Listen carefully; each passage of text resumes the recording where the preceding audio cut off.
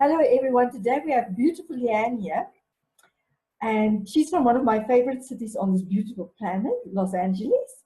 That's where she currently living. And I'm really fascinated about what you're all about, what you do, what's your passions. But let's start first off with something that really caught my eye. And it was something you posted recently about wholeness, because it's so attuned to what on my planet where I come from, in my world, which it's part of my big life purpose, if you want to call it that, wholeness and the total human, not just part, you know. Yes. So starting off with that, I think it's a wonderful place to start off from, to explore together here is, in your experience, with all the wonderful wisdom that you have until now and all the knowledge, what is wholeness to you? Because when I speak to a lot of people, it's a kind of a fuzzy thing. They're not really sure yet what could it possibly mean and what does it mean for them personally. Okay, sure. First of all, thank you for inviting me. It's a pleasure to and I could say right now at this time, I would like to say what the feeling of wholeness feels like, because I do think it can be very abstract when we speak about, well, wholeness. Yes, it's the totality. It's the one world. It's the unified field. But that can be very abstract, especially to people who maybe they believe in that concept, but yet they still experience a lot of fragmentation, either by looking at the news or watching politics, or certain things that are going on in their family situation. For me, the embodied feeling of wholeness, so to speak, is a peace, a calm, but with a joy. And it's not a joy like a happiness that sort of comes and goes.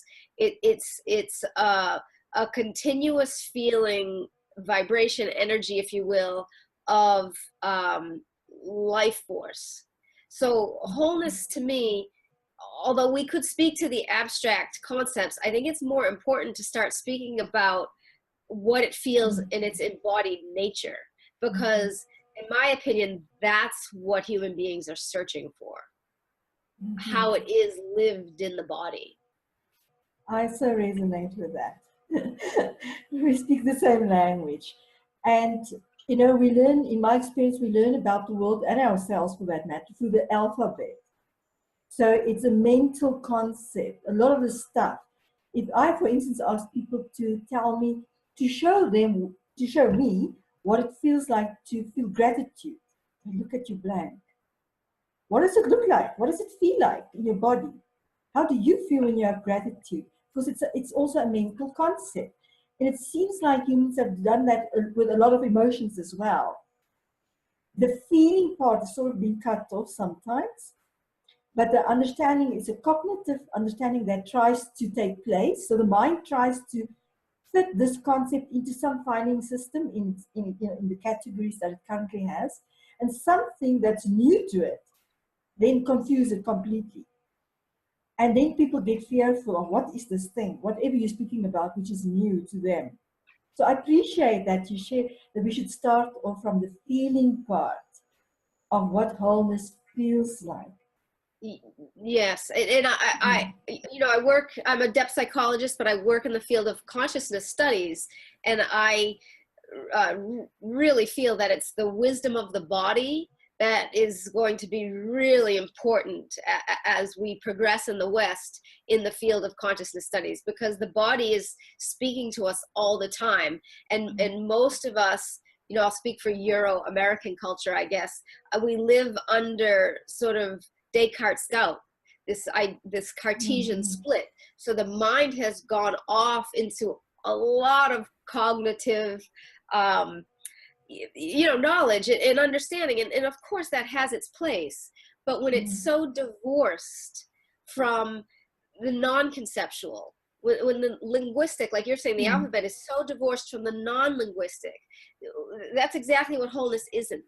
So Mm-hmm. we must continue to emphasize now the non-conceptual and the non-linguistic, so people can really begin to take a comfortable seat in their body and actually begin to understand the energy of their body, you know, way more, again, in Euro-American culture than most of us have, because we've lived for, you know, I don't know, centuries now in this cognitive place primarily. And then it's very interesting if you have to go to the other one, because the mind sort of stops you sometimes when you want to have the experience. You have the intention to have this embodied experience. And I've seen this well when I share embodied experiences with people.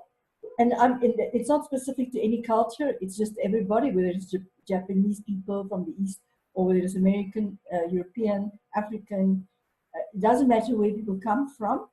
It is that the desire is there to learn what is this thing about embodiment. So when you use the word embodiment, for example, it's like, what is that? Because I'm here, this is my body, but that's not embodiment. Right. Because I'm not in my body necessarily. So it's where where am I looking out from? You know, is my awareness somewhere around me, or is it coming from here? It's like, and that's where that feeling part that you spoke about is so relevant and so important to start to discover. And I also feel personally that in my own experiences and my own interest in embodiment and wholeness and perception as such as well, is that for the future, that's where we're moving towards. We're starting to switching on different parts of ourselves that has never been switched on before. And it's getting stimulated slowly and slowly. And I love that part. I really love that part, because my body's like a tuning fork. So when you speak about it, interesting things happen in my body. So when you spoke about it, and you know, it's very different from when I speak about it. But for example, when you speak about it, and I see your beautiful smile now, it's here. It's like a glow that just comes up. There's aliveness. There's something very different. It's not just existing and breathing. It's aliveness that comes from inside out. So it warms you out from the inside out. Now, you mentioned something that I'm really curious about. What is depth psychology?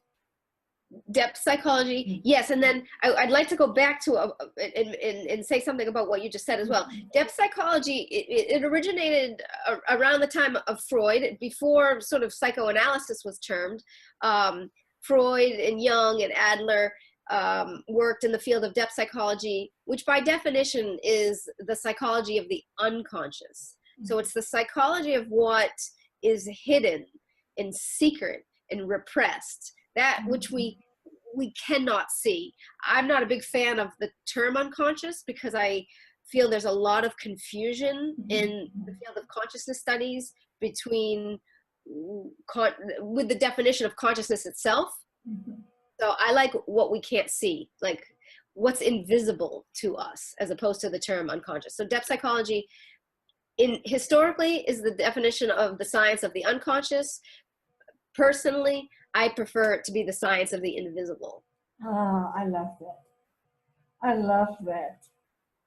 And you know, it's really fascinating for me as a human being who doesn't necessarily have a psychology background, for example, or that specific type of knowledge or understanding. It's the fear of that which we can't see sometimes for me is just incredible, because if I walk into a new house at night and the lights are off, everything is in that house, you know, all the furniture is there. So when I walk in, why do I need to fear? Because there's stuff inside there. I just can't see it yet. I need to switch on a light to see it. So it's even logical that why are we afraid of that we cannot see? And when you then dip into that world of the invisible, as you speak about, I love that word.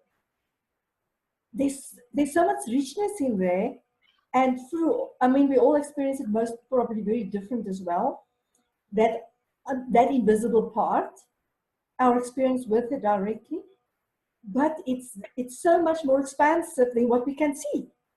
Yes, much more. So I also believe that's where humanity is evolving towards. that we are dipping more and more into that. But for me, it's also not the split of the two, of the visible and the invisible. For me, it's one thing. Yes, yes, absolutely. It's continuous. There's often an image used of an iceberg. You know, you see the tip of the iceberg above the water, and then there's this, you know, much greater piece below. And I believe it's well, in certain scientific fields, they show now like dark matter. I'll butcher the statistics, but dark matter is so much more of a percentage of the universe. Like what we actually can see is a small fraction of actually, you know, the totality of the universe. So it is important to understand that the invisibles take up a lot of space, so to speak. And also, like you're saying, but they are absolutely continuous with the visibles. Both of those points I think are very important. And I just want to return to the earlier point that you were saying about our communication and interacting with each other.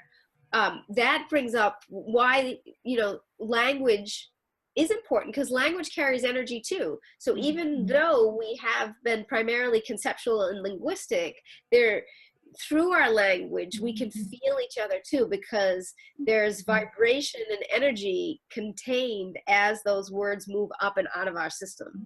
And then there's whoever it is that we're communicating to is on the receiving end of that energy. And I can feel it now. And the very interesting, there's another very interesting tag to it where I really got to experience that type of energy very physically. The first time was in LA, in Los Angeles, while I was there, during a 21-day experience, an extraordinary experience where we were playing with the language of energy. And so it's a very visceral experience, but it's beyond that. You know, you can't really contain it, but you can feel it deeply with your body. In my case, I feel it deeply with my body, so it's in my cells. I feel it everywhere. And it was very interesting when you spoke about that part, is where I felt it in my body. It was in my belly. A very strong energy emerging out of my belly. And that's quite a powerful place for me personally, in my own body. Yeah. And if I just allow that to flow, to see where that is going, not trying to control it, and just to feel where does that want to flow now in this moment as I'm here with you. It's very interesting, the sensation inside, because it's almost like it goes through my intestines. It's quite interesting. So I'm beginning personally to experience the movement of energy on that level, on a very physical level in my organs and in my body itself. But it also depends who I'm with. So it's also about that resonance in frequency between people, the vibration.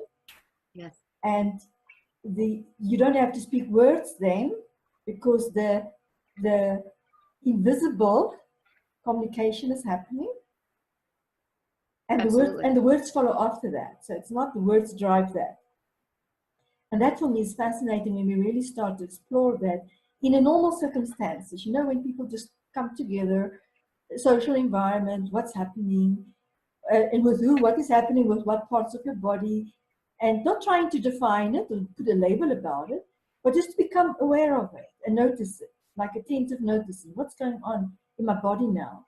Without trying to say, oh, but this is good or this is bad, or that because I'm with that one, this is happening. It's just to start noticing what that language of energy is starting to do within me. And then what wants to emerge from that, which I'm not trying to control, or I can't predict it. I have no idea what will emerge here with me and you today. It's as simple as that. And as I'm saying that, my hands suddenly do this, and I've been drawing a lot today, so my hands full of all different colors, but there's this movement like this happening, and that's quite interesting. And for me, then my curiosity then takes over. What's to happen here? You know, why is my body doing this? What does this energy want to do? And I think that's the part where our inner child can come and play with that curiosity and wonder of life. So we begin to live a fuller and richer life in the sense of what's available to us. I couldn't agree more. Much, yes. And you mentioned earlier, you used the word not unbounded. You used something similar, but you didn't say unbounded, but uncontained. I think you said. Yeah. And that is what we're talking about here. I mean, the energy of being, of reality, is not to be bound or contained. Sure, we can, you know, we have this thinking function that likes to take some of it and again conceptualize and bind it. But the human experience becomes a totally different experience when it's lived from the unbounded presence of what reality is. We let in so much more, and it's intelligent, and it's information. And when we learn how to interpret it in our body, like you're speaking, you know, when we see the expansive elements, or when we see our gut begin to contract, we just become more intelligent as a species. We're letting in more of what reality is, and we become far more intelligent. And not to continue to rely on science, but here, at least in the United States, we love science. And, you know, there's a lot going on now with research on the enteric brain down in the gut. And again, I'll probably butcher the statistics, but I believe there's like more nerve endings there than there actually are, you know, at the base of the skull or in the cranium. So, you know, science is even catching up with some of these ideas that we're dancing around. And I know, and I mean, you know, when you tell people that, or you mention it to them, not tell them, but when you mention to them that you have 3 brains, they're like, what? We never learned about that. And then you're telling me, yes, there's the science to prove it, and all the research that's been done about it, and it's true. And I totally resonate and agree with what you say about the gut, the brain, the gut. It's a lot more powerful than this one here. A lot more powerful. Especially if you start to let your awareness sink down, down, down, you know, from here, down, down, down into your body to your gut. Yes. It's a very different experience of, you have the same situation with the same people, with the same stuff going on around you, and you have a completely different experience. Yes. Yes. Yep.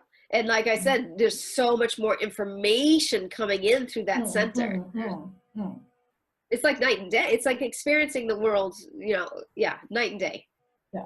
You're seeing literally with different eyes. Yes. Because of all this new information that's available to you. And in my experience, what's also happening is you start to make connections to totally unrelated things, where before you couldn't really see it. It was there, but you didn't recognize it. But when you start acting from that part of that gut brain, it happens spontaneously around you. You just can't miss it. It just happens. Yes, well, that's the invisible becoming visible. That's the depth of perception that allows the invisibles that were actually already there to now come into the a greater perceptual field, because it was sort of, they were muted. They were always there and perceiving, so to speak, but not through our human awareness, if that makes any sense. It does, yeah. So I'm really curious about what caused the interest in depth psychology and this invisible world for you. What started it? Something must have triggered it somewhere along in your life. I'm curious, what was it? Well, it's almost sort of my whole life. I was born, you could say, as a very intuitive or sensate-based child. So there was always a lot going on within me, but you know, the culture I grew up in was very different on the outside versus what was going on internally. So there became a struggle through certain periods of my life. And then actually in my 20s, I was quite ill. And what that experience did for me was it humbled my ego. I mean, the universe had me, you know, and it was not letting go until I got certain messages, spiritual messages, if you will. And then in my 30s, I had an experience called a pure consciousness event, which radically shifted my perception of the world.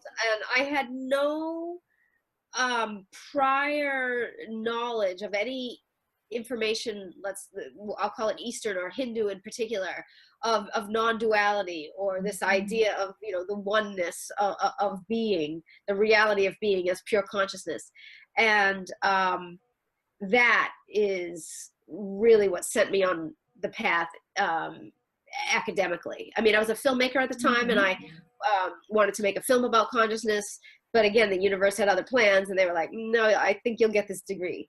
And I listened to those messages, and then I became a scholar basically in the field of depth psychology. And my great passion is this bridge between East and West, and to take the field of consciousness studies and what we're doing in the West versus what the East, and again, in particular, Indian philosophy says about consciousness, and to build a bridge between.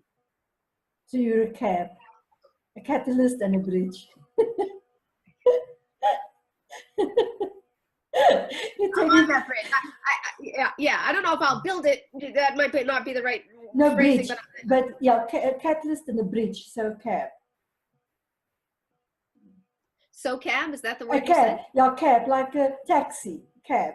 Oh, I see. Yeah. Okay. And it was very interesting because for me, I didn't choose the academic world. I also, at a very young age, started making connections that other people couldn't see. And I was always fascinated, why not? But I didn't do much about it at that time. But the universe also had other plans for me, and luckily didn't at that time took me into academic world, because otherwise I would have most probably been a mathematician or a scientist, which would have not necessarily served me as a human being, because I love people too much.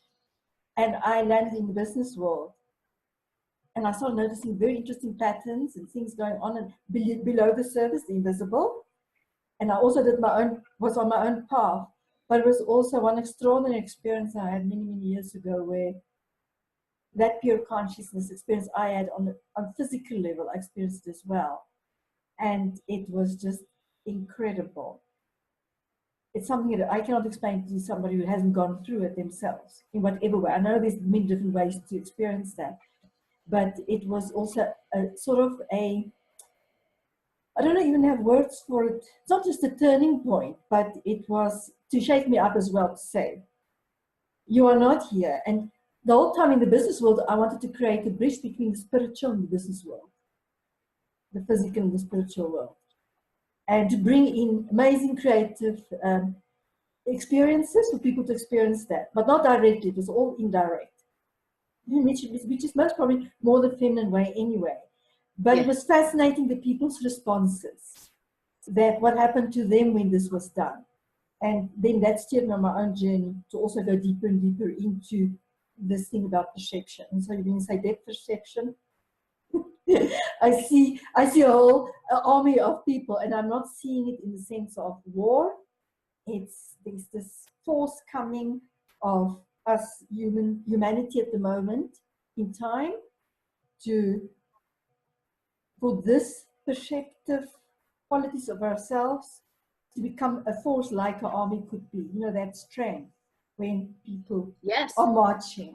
It's incredible, the power behind it, and what effect it can have, an impact moreover than effect on the world and on humanity as a species. Yes. Yes, I totally agree. Yeah, I mean, it is pure power in a sense. You know, we think we take our quote unquote ego and we wrangle this kind of, it's a completely false sense of power. You know, it's completely false. Yes, sure. You know, we can build cities or, you know, any kind of walls and barriers, but when an earthquake wants to come, or you know what I mean? There's just power that's so far greater than what we can ever believe we're going to do as humans. And perhaps what the world of artificial intelligence might be saying to us also, or just nuclear technologies, if we do not understand knowledge and intelligence in a way that is whole and sustainable and serving the totality of this earth home, we will kill ourselves off, right? So there is no power there, because now you've done yourself in. That the power that we're speaking of is so different than that, because it is coming from this place of wholeness. It's coming from this place of understanding that power is coming up and out from the intelligence, from within it, if I could use that word, not being wrangled by a certain species to try to manipulate the world a particular way. Does that make sense? It does. You know, for me also, it's sometimes easier to explain it to others is if you turn the power that you're speaking about and I'm speaking about is more like a relationship. It's our connection to ourselves and to this exuberant power within us. But it's an energy, and we can express it in many different ways, and that's what makes us human, in my experience of our expression of it. And that's what makes us unique, although there's wholeness and oneness. But it's the connection to myself, into that power inside of me. What am I doing with that? But it's also my relationship and my connection to everything around me. So all that is. And if you go into that space with,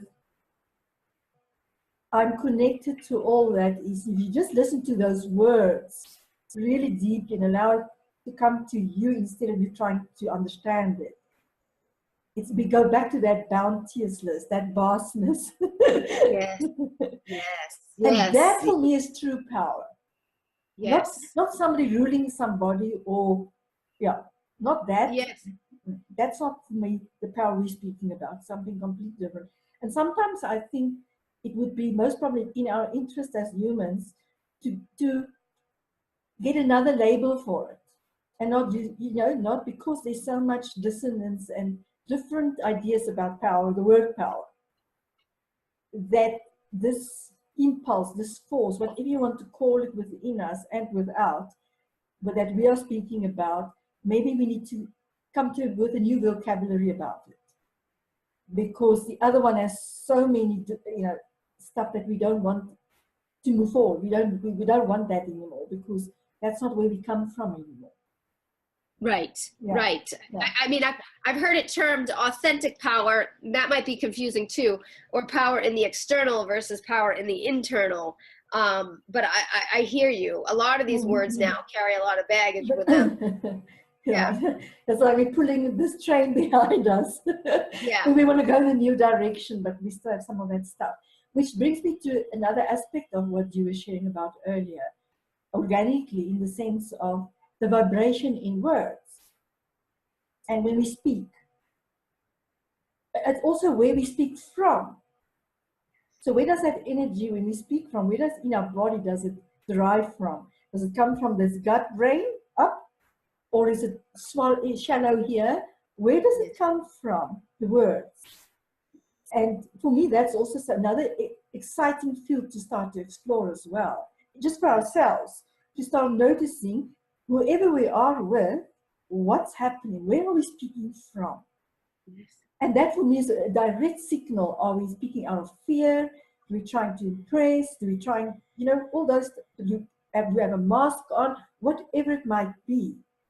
It starts self-information about ourselves, which I think could be extremely useful for us because we get to go more into integrity then and to be impeccable. And to be impeccable, because we live in this world where people speak about we and they like a collective thing, but what is that? Whereas I speak for myself, that's impeccability as far, in my experience. And that is then where you start feeling where you're speaking from. You just start noticing. And I know everybody's bodies and the whole where we are put together is different. In some senses are more stimulated and others not. And different somatic as well as cognitive ways of experiencing the world around ourselves. But if we just start with these, it might be a very subtle thing in the beginning. To notice what's happening with your body when you speak, usually with people. Right. And if you're not used to, for example, to speak in public in front of 1,000 people, you might get very anxious. Your body will show you. And then but I'm trying to speak from the wrong place. Because if you go down to that gut place, I can guarantee everyone there's no fear then. You are so aligned. Everything is just, you don't have to think what you're going to say. There's no performance, there's no stage thing. It just comes. Yes, I couldn't agree with you more. I mean, that's the logical consistency of the intelligence of the universe. And when we tap into that, we really understand it. I believe you want to turn towards it because at that point, you understand that every time you turn away from it, you're blocking again the wholeness. You're blocking the totality of the intelligence or the information that can be coming your way. And so I think these ideas that you're bringing forward are so important in the sense that when we're clear on the alignment, then we sort of perceive, right, more subtle and more subtle. You can't fool yourself. It's so real. I feel it all over. As you're speaking it, I feel it all over. And you know what really emerges when you speak about that now, in the way you did, is it's interesting that humans haven't discovered yet that that's a very different place to make decisions from as well, your choices. Because people would wreck their brains to make a decision. They're in two minds and use all sort of funny words even to describe it, confusion and doubt and whatever. But from that space, you don't even have to make a decision in the way of how we used to do it, you know, from just a mental perspective.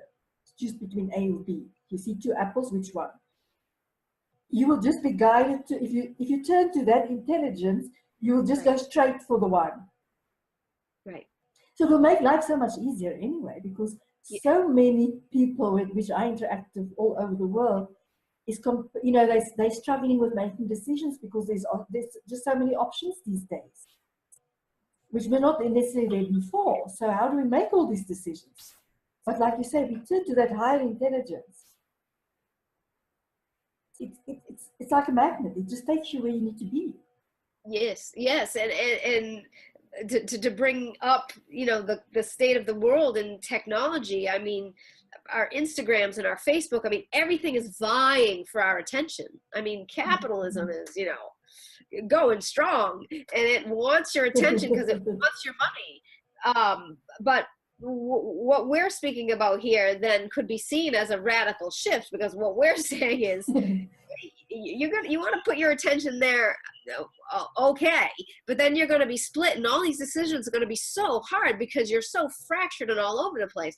If you turn your attention towards this, for right now, I'll just say this still small voice within, but we're talking about even more than that, right? We're talking about the intelligence of it's everywhere. It's eking out of ourselves. If you turn your attention towards that, you're not fractured anymore. It's a cohesive. We started with wholeness, and you know, it's a cohesive wholeness, and it's like a holograph. When you split a holographic image, the totality shows up in every piece of the holographic frame. It's the same with us. Even though, yes, we're individual and unique, as you say, but the totality is also us. And I think that's where the mind sometimes causes the conflict. It cannot perceive that you can be this unique expression of the energy and be the total. How is that possible? in the world of duality, there's these opposites, and I've always been very intrigued by it, because it's even logical that if you have like the Earth's axis, North and South Pole, what's in between? But when you talk about polarities, it's an either-or world. There's nothing in between. So what's actually in between? Where are you existing then? If you're not sitting on the South Pole now, or the North Pole, and you speak about the world of polarities, where on earth are you sitting? Because you're not sitting on either of them. So for me, it's just logical, even if you just think about it logically, and if you go and draw it on somewhere, on a piece of paper, just to see the ridiculousness of it all is sometimes for me very fascinating. Because the world we are speaking about is a both and world. Yes. Well, right. For manifestation, for physical form, we need the polarity for whatever reason in this world that we're in. Those that, like you're saying, the North and the South Pole are so very, very necessary for the Earth to be here and to do her thing as she rotates around the sun. those are givens. But what we don't want to do is get blinded by that visual perception and understanding.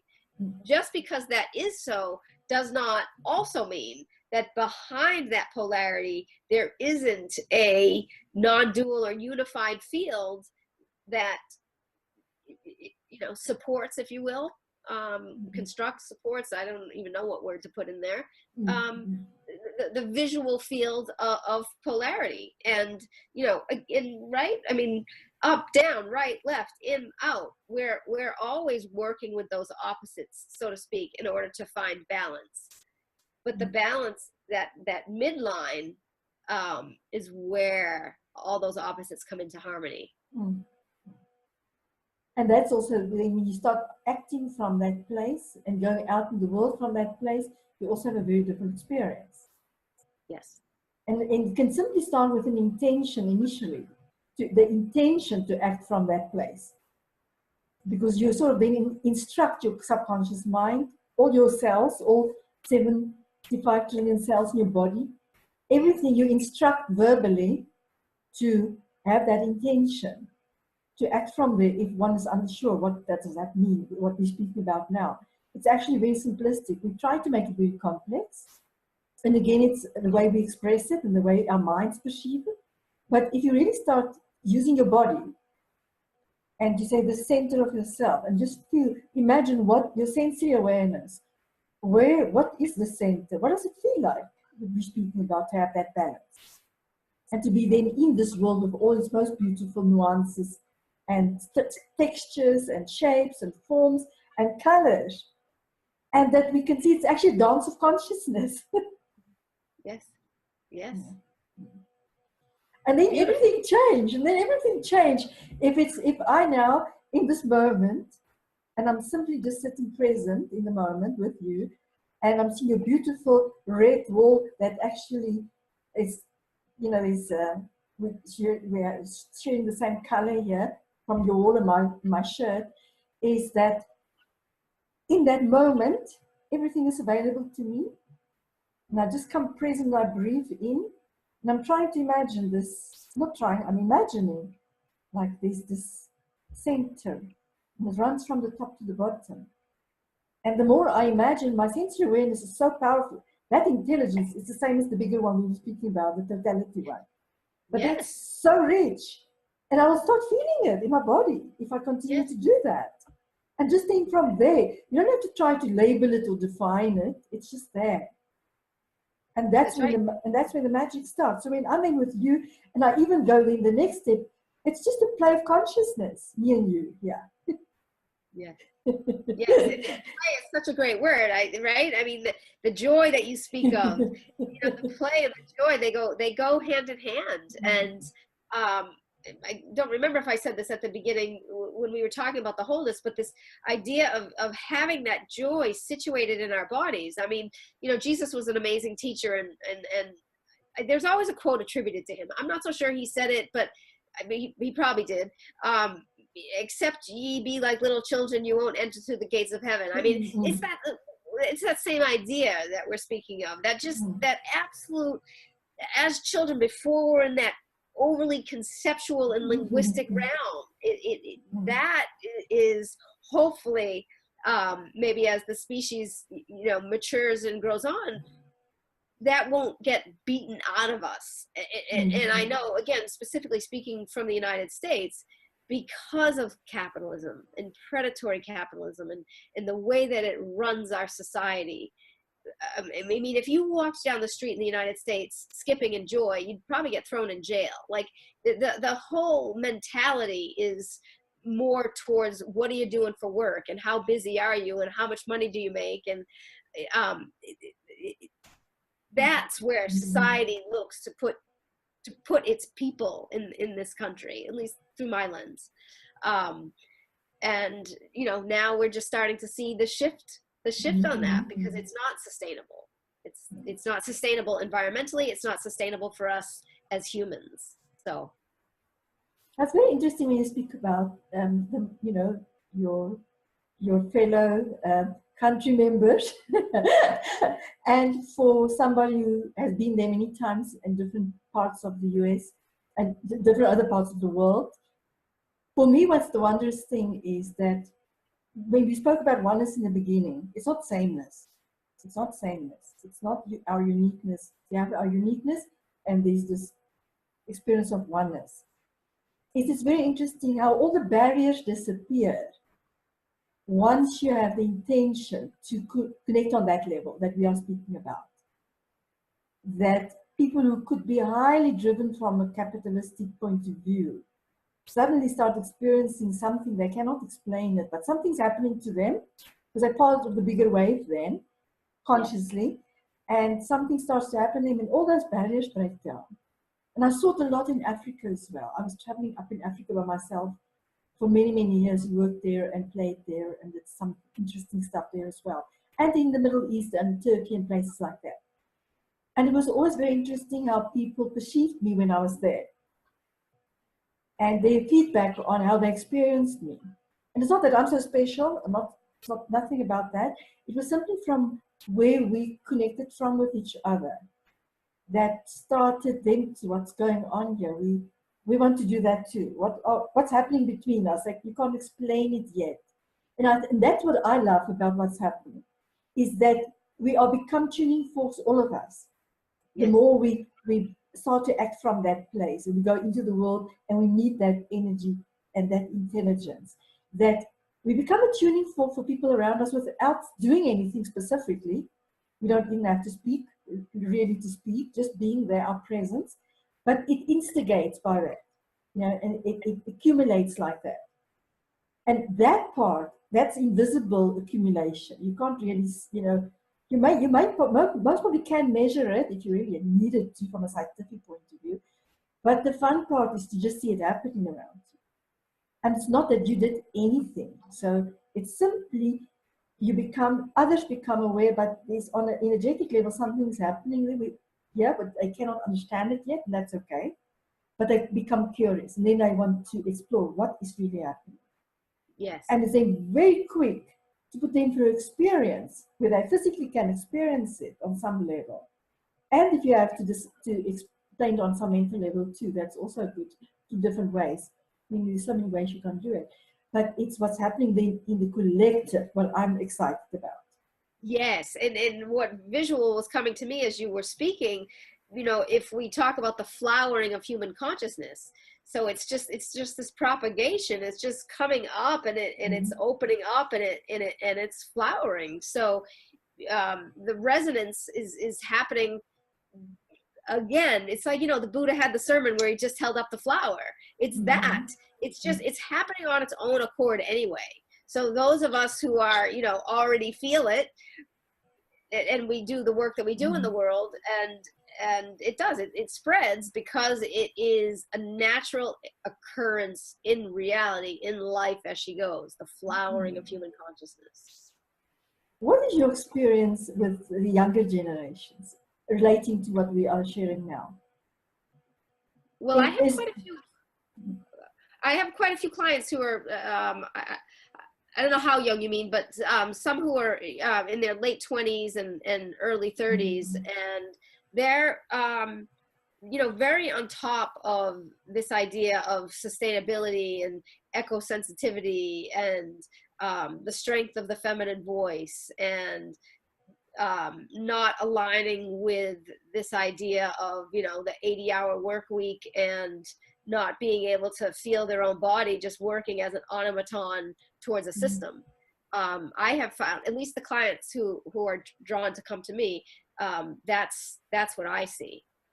Younger I do have a 14-year-old son, which is interesting. It's almost, I could say what I experienced in him, but in his group, I'm not so sure I could say yet, but for sure, my son has, just natural joy and vivacity, and he just loves to be in life from that place of play. And for me as a mother, that's always been my teacher, actually. So I don't know if that answers your question. It does. It does. And I also feel it when you speak about it.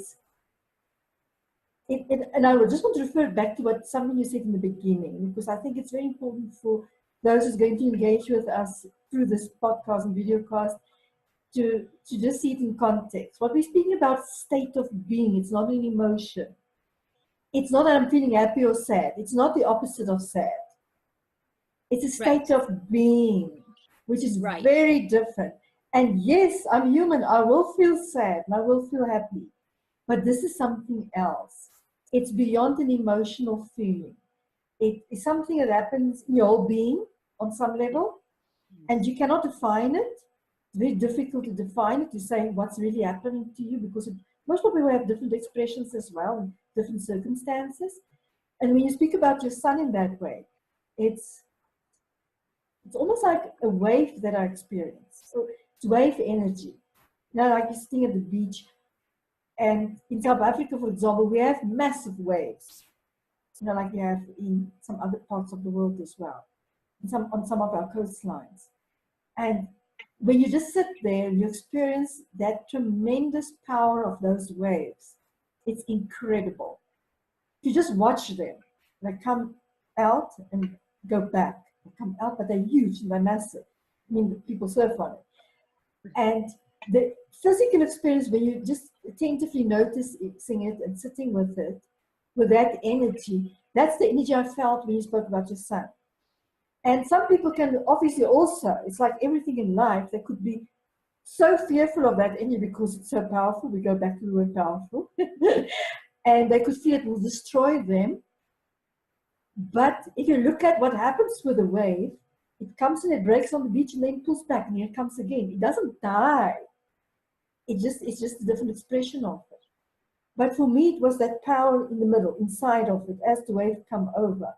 Inside, there's nothing. The water comes in this bow. And that, for me, is what I felt when you spoke about your son and his joy and his playfulness. And that's extraordinary.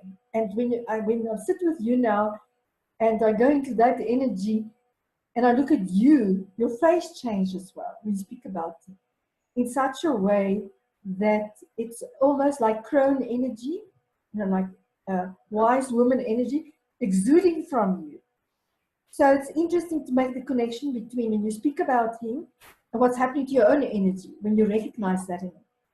And for me, that's awesome, because that's also something I'm playing with and I'm exploring with and experimenting with, is when we speak about others or when we have interactions with them, what happens to our energy?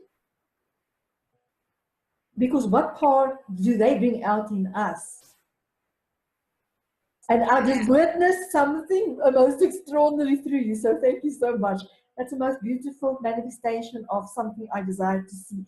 Because I can feel it in my own body, but I don't know what it looks like. Because I'm not looking at myself in the mirror all the time or in a selfie all the time.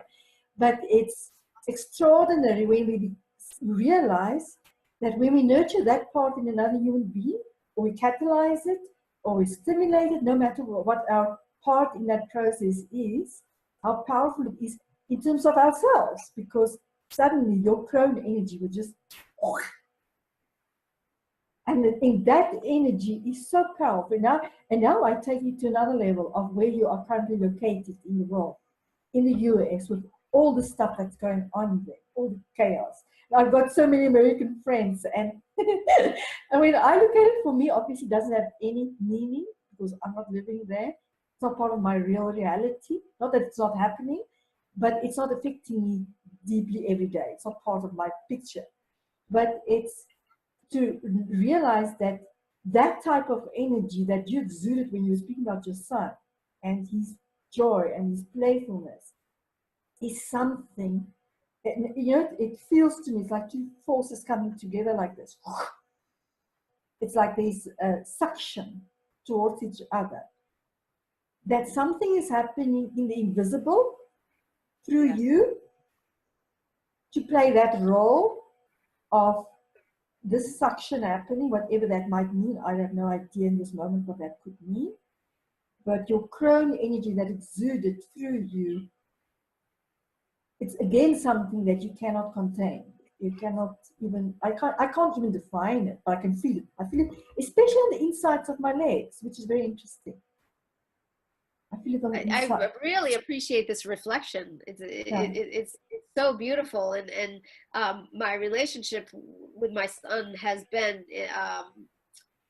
I mean, just I actually adopted him from Ethiopia when he was 3.5, and I just knew my child was in East Africa. I mean, the whole process, talking about from invisible to visible, sort of, you know, and like magnets. I found him, and even though he was born from a different birth mother, I can feel on my heart as I say this to you, we couldn't be more, you know, aligned, and, you know, families are created in so many different ways. And so it's just been a beautiful process for me to mother. So thank you so much for your reflection. I really appreciate it.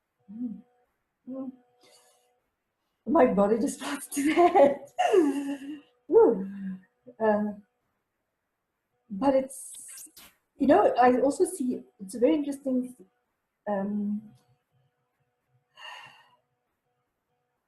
there's just three things in one thing, so I'm trying to translate it to share it with you in the way I perceive it. And again, it's through my own filter. So it's just an expression of that energy. Is I saw a clock, but it's not a normal clock. And then there was like a hand that, you know, was holding like a cup. And then there was another item, almost like a pen, you know, like some, but it's not connected to the hand, but it's all part of the one picture.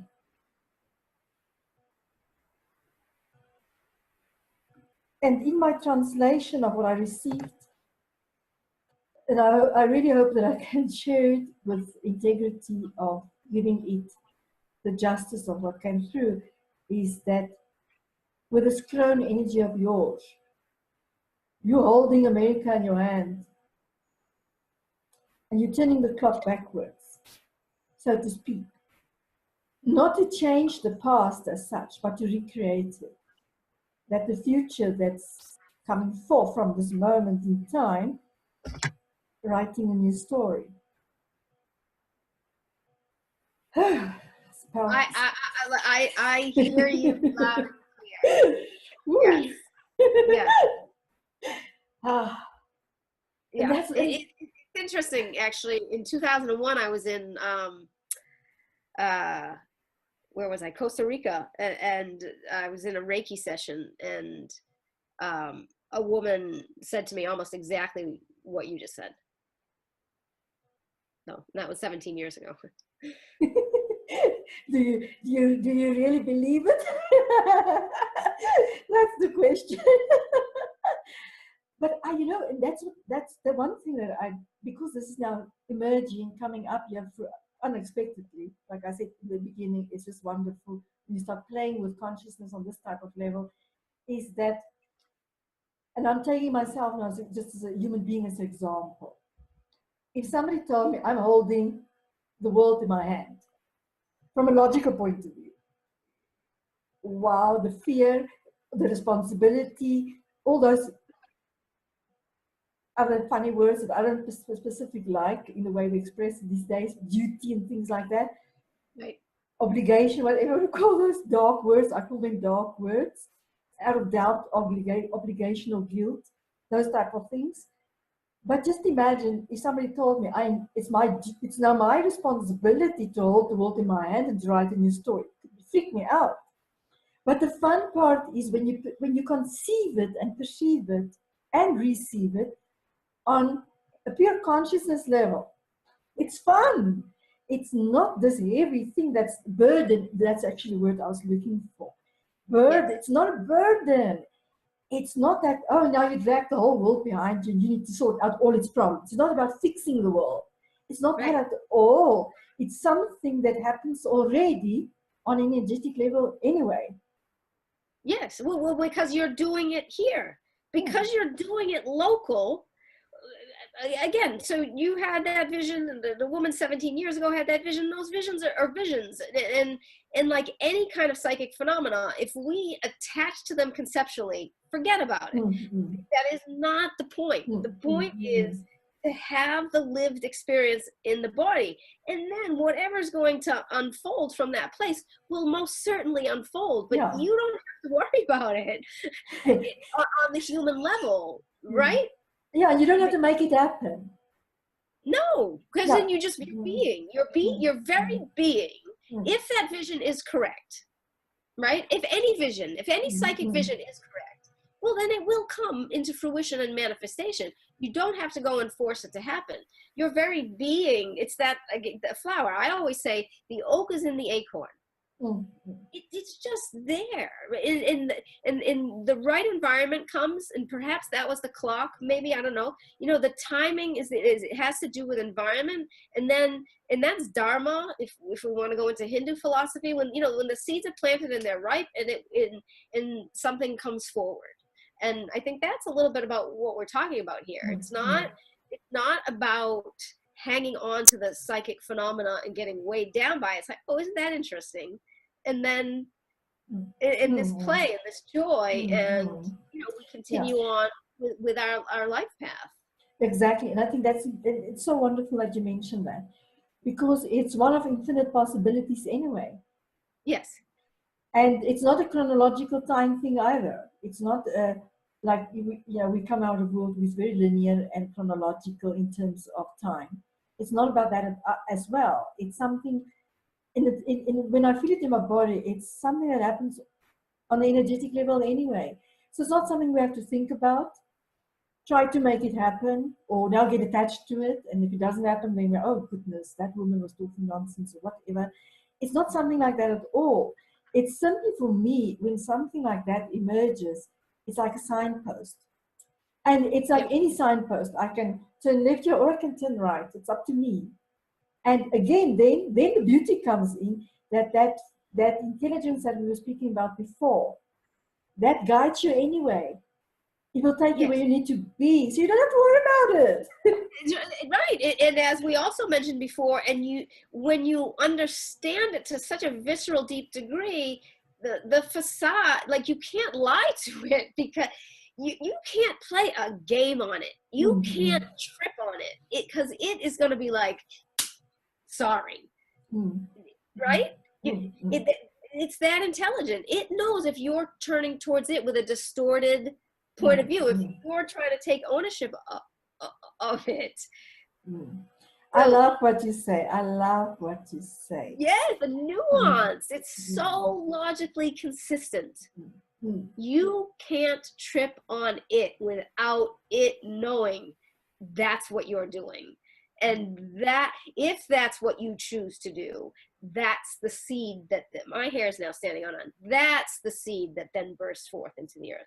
If you turn towards it with, my God, all the reverence that it deserves, and all the, like you said, the allowing, and that presence, right? And then it's just so gentle. It's just, oh, you don't have to wrangle it. And then all the plans disappear. Yeah.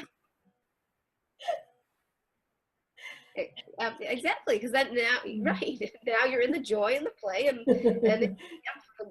the unfolding, and then you don't, it doesn't have to look a particular way. Yeah, and it's to be open to whatever way it wants to express itself. Right. Yeah, it's simply, that's what I'm saying, for me, it's simply just a signpost, and even that signpost has so many configurations that it could be expressed in. And in the end of it, it's about the essence of the energy, not the expression. Personally speaking, that it's going with that flow. Because when we speak about flow, sometimes people don't really, a lot of people don't understand what you mean when you say, I'm in flow. It's not like I'm lying backwards, I'm not doing anything. It's not passivity. That's not flow. Flow is being open and receptive to what's coming towards you. And then to, like you say, to follow that intelligence and go where it takes you and trust it. It's extraordinary trust sometimes that it asks from you, because, like you said, you live in a different reality world where the world around you is not supporting necessarily that what you're doing in that sense, following that intelligence. So it takes a lot of courage to actually, and it's not submission for me. It's different from submission, but it is allowance to see where is this taking me, what's emerging now, what's happening if I turn that way, what's emerging there. But then I'll always be pulled back to this side by this larger intelligence. If I say larger, you know what I mean. But it's because that is so powerful, and that's where our gut brains work so beautifully, because that brain doesn't think like this one. Right. And that one follows that impulse. I call it impulse. And other people might call it something very different. But when you start following that impulse, then it's not magic, because people come on your path that you had no idea will turn up. Look at you now. You came on my path like that. I was simply intuitively, I was guided to open Facebook. And somewhere you responded to one of my friend's posts. And I didn't look at your profile, nothing. Immediately, I knew I had to connect with you, and I just sent you a friend request. I can't even remember what you shared at that time. I simply followed the impulse. It made no sense, because I didn't read anything up about you, and I was not really interested about it. I just knew I need to befriend you. And then another day, I was again doing something completely different. And again, guy, open Facebook. And here you put a post about wholeness. And I just knew I need to invite you to this podcast series. So there was no logic around it, but look at the magic about it. And yes. that's what I love. Then I'm going straight into joy, because it's something that I didn't have to think up or plan. Right. Well, in-depth psychology, Jungian-oriented depth psychology in particular, Jung, he brought forward this term synchronicity. And it's a causal connectedness. It's synchronistic. So when you're listening, you just follow the prompts. It plays out very synchronistically. Yes. And then the serendipity comes from where you completely, and obviously it's one view of looking at serendipity. You unexpectedly benefit from something, yourself and the whole world. But it's something that you didn't plan at all. It's connected to synchronicity, but it's a little bit different if you really go into it. And in my experience with it, that then blows up something completely different. For my personal first physical experience, when that happens, is all my senses become one. And that's an extraordinary experience when all your senses become one. That you go into that wholeness, all that is. You feel no separation. There's no fragmentation. And the joy then just bubbles up. Yes. And and there's this urge to just share it. It's part of abundance. A part of abundance. It's part of it's a different economy by itself. Yes. Would you also say that there's also a deep stillness below, perhaps, or beneath? Again, the prepositions are hard. I love what you're asking. Yes. I understand what you're asking. It's, you know what, a visual that comes up to explain to you is a duck in a pond. If you closely look at ducks when they swim around, you can't really see their feet in the water. There's for me a sense of stillness inside of them. It's especially swans. They just move across the water so elegantly. There's movement, yes, but there's the stillness as well. It's like a paradox when you watch them closely. And if you really go somatically into them with all the respect and reverence for the beings that they are, but when you watch any animal, in this case, a swan, for example, in a pond, there's movement because the swan is swimming, but there's this tranquility, quietness, and it's like you cannot hear the water. You cannot hear the movement in the water. But otherwise, when some other bird comes into the water, you can hear the water, you can hear the movement in the water. It's something similar. And I love the way you expressed as well when you say below it, because there is that complete nothingness and yet everything. Yes. But it's like the eye of the hurricane. Yes. Yes. And the silence and stillness. And the stillness. And that's pure joy. That's pure Yeah. joy. The expression that I always share with others, and also the experience that I share with others, whatever the context might be, is to experience the different levels of it. I can express it in so many different ways. And we all have our own way of doing it. Not two of us do it in the same way, and that's the wonder of it. That we can have that absolute versatility to express in so many different ways. And for me, it is to come to that place where you speak about that stillness, because that's where all my creativity is born from. If I don't have that, my creativity and my external expression is the external expression of it. But the birthplace of it all is in that glorious, tranquil, quiet, peaceful space. And it's so vast. There's just no borders. There's no boundaries. And everything births from them. And my own experiences in how I, through time, naturally, in my own way, activities that bring that stillness to me is actually activities like swimming, slow swimming, not slow swimming. Also not necessarily butterfly or anything like that, just normal swimming. In the water, the flow of the water takes me to that deep space internally as well. Also walking. When I go on my walks, I go into this space. I'm aware of what's going on around me, but I'm not really aware of it either. And there's the stillness, and then suddenly something will just come up, an idea. So I'm a constant idea generator in that way. And then I really have to rush home to write it down. Otherwise, it will just from my conscious mind, it will just disappear back into the invisible. But the interesting thing that happens with me is now, if I want to do something with it, I need to go back to that stillness place, that peaceful place inside.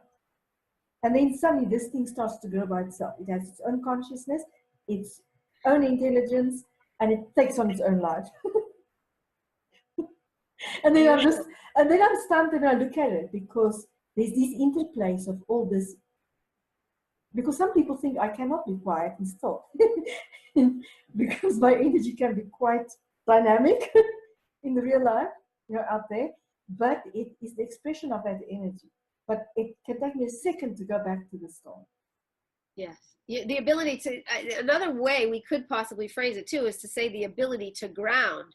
That silence and that stillness is the ground of being. And it needs to anchor. It needs to anchor on the earth. Yes.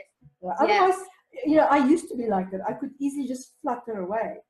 And I also had to learn, that's why I like the activity part, because that centers me, especially if I'm in nature. Just sitting by a river, for example. I've got a beautiful river here behind me. Just being at the river, or walking bare feet consciously on grass or the soil, to ground even on that physical level. But even like I'm just sitting here with you now, if and I love to do that usually after any type of experience anyway, is to just sit and anchor that energy, whatever had emerged through the process. To just take a few moments and put my hands on my knees, my legs apart, on the floor or the ground, wherever I am, and just close my eyes and ground the energy and take a few deep breaths. Because it's sustained, it's not a long process. It doesn't need to be 10 minutes or 20 minutes or an hour. It happens instantaneously. Right. But it's that awareness of it happening, for me, that anchors it there. Then I know it's in the earth. And you can do wonderful things. You can send that type of or any energy that's co-created in such a way like we just did. You can send it anywhere for a specific purpose on an energetic level. And for me, there's so much power in that. And I also truly believe that we waste that energy, we don't do anything with it. It's natural for me that even consciously to, even if I don't know what I'm saying, I'm just sending it out to the earth, to the universe. And the universe has the intelligence to, to direct it to wherever it's needed. I don't even have to think about something, but I can also do it consciously for a specific cause or project or person or whatever, or the earth or a country, whatever. But I think there's so much power when we start playing with on that level of what we are, what we can, how we can really make this world a better place for everybody. Yes. When we start using those type of energies, and it also has its place. It's not everybody doesn't need to go and do that now. That's not what I mean. It simply means we have the possibility to use that type of energy very purposefully, through intention. And in this moment, I just want to thank you so much, because I would also like to explore more deeply with you on other things as well sometime in the future, because what comes up for me is a gold mine. And I'm not saying we're going to, it's not a physical gold mine where we're trying to get all the jewels that we can go and sell them and be filthy rich. It's not about that. Not that we have to live like a poor person, but there's something happening here, and I would like to explore it further as well. But I'm so deeply grateful for you accepting my invitation. And it's the first time we ever met in this way, but yet it feels like forever. Yeah, right. Yeah. Ancient, eternal. Yes, and the gratitude flows both ways. Thank you so much for reaching out. The multiple times that you did, and I'm very glad that we were able to connect in those multiple ways, including this one. So thank you very much. And now I just want to ask you, as a human being, for our younger generations, for that little one, your little one, for their friends and their friends' friends, do you have a special message for them?